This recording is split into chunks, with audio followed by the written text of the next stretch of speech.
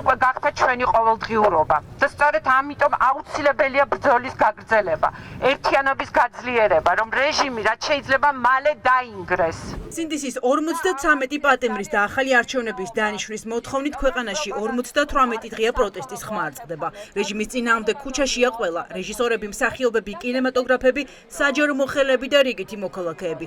ტერორის წინააღმდეგ ბრძოლა ყოველდღე განსხვავებულ მასშტაბებს იღებს. ვიდრე ივანიშვილის რეჟიმს არ შეცვლიან, არ დანებდებიან. ასეთია გადაწყვეტილება. კინოს შემქმნელები გადასაღები მოედნების ნაცვლად ახლა რეჟიმის სახლში წასვლის სცენარს ქუჩაში წერენ. ხელოვნება მუდმულია დიქტატურა წარმავალია, ეს კანონია, ეს არის კანონზომიერება და ეს ყოველთვის და ყველაფერში გამოვლინდება. ახლა აქ არის შეკრებილი, ეს არის გულწრფელი ადამიანები, ვისაც მარტო თავისი პირადი არჩევანი აქვს და თავისი პირადი სულის გამოვლინება ის რომ მოდიან და ყოველდღე და მე ყოველდღე არიან. მომავლის მქონე ასეთი აბსოლუტ კინემატოგრაფიული, თეატრალური ძალიან საინტერესო მსახიობი დღეს არაფრის გულისთვის ზის ციხეში და მას საშინელ მუხლების იმას ცდილობენ და ცდილობენ რომ მიუსაჯონ. ეს არის კატასტროფა. არა, ესე იგი მთელი ჩვენი ქვეყნის მისი მომავლის და აი ამ საოცარი ახალგაზრდობის, რომელიცაც ისინი მომავალს უსპობენ. ახალი არჩევნების ჩატარების და პოლიტიკური ტყვეების გათავისუფლების მოთხოვნით ხელოვანები დღეს 5 საათზე კინოცენტრის შენობასთან შეიკრიბნენ. საქართველოს საფრთხეშია ხალხი, რომელმაც განგაში სიგნალი ჯერ კიდევ 2 წლის წინ ჩართო, ახლაც მოქალაქეებს ახსენებდნენ, რომ ივანიშვილის რეჟიმი მოქალაქეების შემდეგ ქვეყანას იზოლაციაში აქცევს. საქართველოს საფრთხეშია. ამიტომ ჩვენ ყველანი ერთად უნდა ვიდგეთ რუსთაველზე, უნდა ვიდგეთ ყველა იმ ინსტიტუციის წინ, სადაც დუმან და ეს დუმილი საზარელია. ერთად უნდა ვიბრძოლოთ. ჩვენ ყველამ ერთად, ბოიკოტის წევრებმა, კინემატოგრაფისტებმა, სულ ყველამ ერთად ერთიანობა ჩვენ ამ ბრძოლას მოვიგებთ. ვიბრძვით ბოლომდე. არტისტი არ შეიძლება იყოს ტყვეობაში. ამ შინაარსის საპროტესტო ბანერები გადმოფინეს დღეს სამხატვრო აკადემიის შენობიდანაც. შენობის ფასადზე საპროტესტო მესიჯები სტუდენტებმა სინდისის პატიმრების ციხეში გამოკეტვა დაგმეს და სოლიდარობა გამოუცხადეს. პერფორმანსამდე იყო საჯარო ლექციაც სახელწოდებით დურუჯის მანიფესტიდან ახალი თეატრის მანიფესტამდე. ჩვენი ეს პერფორმანსი არის არტისტი, როგორც თავისუფალი, როგორც დამოუკიდებელი და არა ტყვე. ეს არის უკვე მე-9 ღამე რაც აქ ვაპირებთ კიდე ყოფნას იქამდე სანამ არ დაკმაყოფილდება ჩვენი მოთხოვნები. ჩვენ გადავწყვეტეთ სტუდენტების შემოთავაზებით გაგვახილა ის პერიოდი, რომელიც ძალიან მნიშვნელოვანი საწყისია იმისთვის, რომ გავაცნობიეროთ რა ხდება დღეს. ეს ხელოვნები კი თავისი ახალი ენერგიით, ძალით, თითქოს რაღაცა ახალ სიცოცხლეს აძლევენ ყველაფერს და ისინი არიან ჩემთვის მთავარი გამსაზღვრელი ძალა. პროტესტის 58 დღეს სოლიდარობის აქცია გაიმართა დღეს მერიასთან. ეს ფორმა აირჩიეს ძლიერი საქართველოს ლიდერებმა, სამსახურებიდან უკანონოდ გაშვებულ საჯარო მოხელეების მხარდასაჭერად.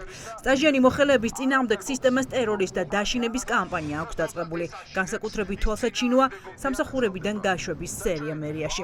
ამ ადამიანებზე მიმდინარეობს ტერორი, მათ აშინებენ რეორგანიზაციით, სამსახურიდან გათავისუფლებით და ეს არის კალაძის სამარცხვინო პასუხი ჩვენი ქვეყნის ძალიან ღირსეული საჯარო სექტორის მიმართ და მოვედით აქ იმისთვის, რომ კალაძესაც და ყველა სხვასაც, ვინც ცდილობს, რომ დააშინოს ღირსეული საჯარო მოხელეები, გავაგონოთ ჩვენი ხმა. მიზანი უპირველეს ყოვლისა იყო ის, რომ სამუშაო დღეს ყოფილიყავით ზუსტად საჯარო სამსახურის წინ, ეგრძნოთ რიგით საჯარო მოხელეებს ჩვენი გვერდით სხდომა, მხარდაჭერა. ვიღაცამ გადაწყვიტა, რომ აქციაზე უნდა იდგეს, იმიტომ რომ მისი ქვეყნის მომავალი არის ევროპაში, იმიტომ რომ სწორია ის რაც ხდება დღეს ქუჩაში, იმიტომ რომ ეს ხელისუფლება ვერ ახერხებს ამ ქვეყნის სწორი კურსის შენარჩუნებას. ივანიშვილის რეპრესიების მსხვერპლი და ჯერ კიდევ მოქმედი თანამშრომლები შეიკრიბნენ იუსტიციის სახლთანაც. გადმოხტი ბოქსერ. ფურცელზე დაწერილი ამ ფრაზით საჯარო მოხელეები, ვინც თავისუფალი აზრის გამო გაათავისუფლეს, კოლეგებს შეახსენებდნენ, რომ არ გახდნენ ოლიგარქიული სისტემის ნაწილი.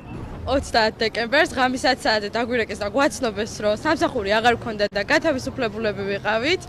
მიზეზად გქონდათ ის, რომ ვითომ ჩვენს ხელშეკრულებას ვადა გაუვიდა, რაც არ ვეთანხმები ნამდვილად პირადად მე.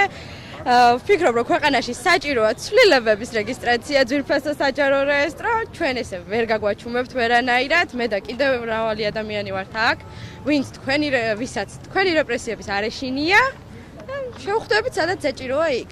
ეს ბანერი ჩემი აზრით არის სიმბოლო იმისა, რომ არ უნდა ვიყოთ ბოქსერები, უნდა გქონდეს კრიტიკული აზროვნების უნარი და აი ეს ერთ-ერთი მისი მეგობარი ცხოველის ფრაზა, რომ გადმოხტი ბოქსერ, გადმოხტი, არის სიმბოლო იმისა, რომ აღნიშნულ უსამართლობას კონსტიტუციის დარღვევას და საჯარო მოხელებისა თუ მოსამსახურეებთან მიმართებით განხორციელებულ არალეგიტიმურ ქმედებებს არ უნდა დავემორჩილოთ და დიახ უნდა გადმოვხდეთ თუ არ გსურთ ჩვენც ამ ყველაფრის ნაწილები გავხდეთ. ხალხი, ვინც უკვე სამი თვეა ქუჩაში დგას და ახალ არჩევნებს ითხოვს, ამბობს, რომ საჭიროა დასავლეთმა ოცნების წინააღმდეგ წნეხი გააძლიეროს. ივანიშვილის სანქცირების მოთხოვნით საფრანგეთის და ბრიტანეთის საელჩოებს მოქალაქეებმა წერილები შეუტანეს. ევროპული მომავლის მცველები ფიქრობენ, რომ სწორედ ამ პირობებში იქნება შესაძლებელი რუსეთში გამდიდრებული ოლიგარქის შეჩერება. იმისთვის, რომ საქართველოსკენ ევროპას ყურადღება სულ ჰქონდეს მოპყრობილი, ევროპული მომავლის მცველები გეგმავენ მიმართონ სხვა საელჩოებსაც და მოითხოვონ ივანიშვილის დასანქცირება. პრეზიდენტ საელჩოს მადლობას ვუხდით იმისთვის, რომ მას უკვე ჰქონდა რეაგირება საქართველოს მოსახლეობის უმრავლესობის და დიდი წილის პროტესტზე და ასევე ვთხოვთ, რომ განაგრძოს ადამიანების მოსმენა და განაგრძოს ის ქმედებები, რაც აქვს დაწყებული ეგრეთ წოდებული ხელისუფლების ძალოვანი სტრუქტურების მიმართ. ყველა მეთოდებით ვცდილობთ, რომ დავამყაროთ კომუნიკაცია, როგორც საფრანგეთის წარმომადგენლებთან, ისე ბრიტანეთის წარმომადგენლებთან ამ შემთხვევაში და კიდევ ერთხელ ვთხოვოთ, რომ მათი გააქტიურება ეხლა არის საქართველოს დემოკრატიისთვის სასიცოცხლოდ მნიშვნელოვანი. ქვეყანაში პროტესტის ახალი და სრულიად განსხვავებული ეტაპი ახალ მასშტაბებზე გადის. თეატრმა რეჟიმს რეგიონებში უსიამოვნო გასვლები დაუანოსა. ხალხი თავისუფლებისთვის ბრძოლას არ წყვეტს, მანამდე სანამ რუსულ დიქტატურას საბოლოოდ არ დაამარცხებს.